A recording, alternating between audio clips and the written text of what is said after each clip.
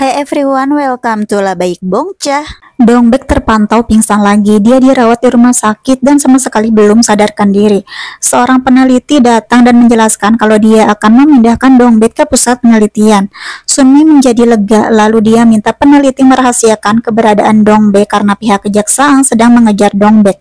Peneliti bertanya apakah Sunmi khawatir. Kata Sunmi, dia udah kenal Dongbek selama 7 tahun.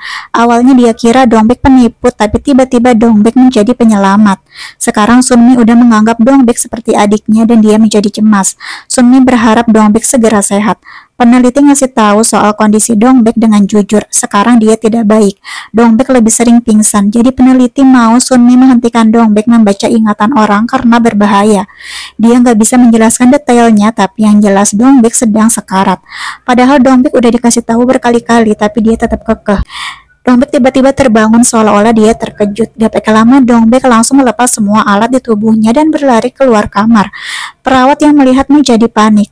Next, pada kasus lain, Sunmi dan Dongbek bertemu seorang misterius yang disebut si penghapus ingatan. Seperti kebalikannya dari Dongbek. Nah, si penghapus ingatan ini bernama Sunam dan dia menunggu mereka di sebuah atap gedung.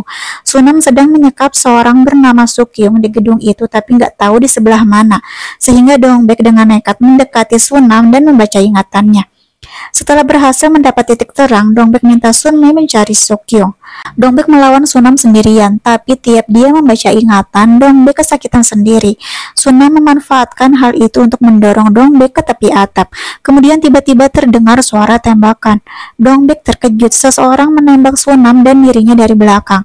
Karena hal itulah pegangan Dongbek terlepas dari Sunam dan Sunam jatuh ke belakang.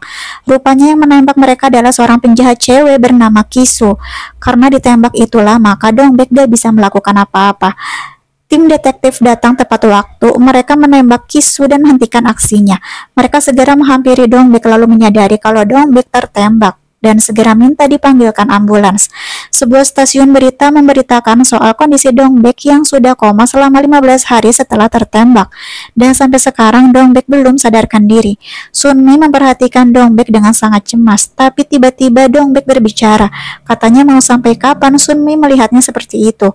Dan Sunmi merasa terkejut karena Dongbek sudah sadar. Dongbek bilang dia baik-baik saja, lalu keduanya mengobrol di teras rumah sakit. Dongbek berpikir apakah kondisi akan sampai seperti ini kalau dia tidak terluka.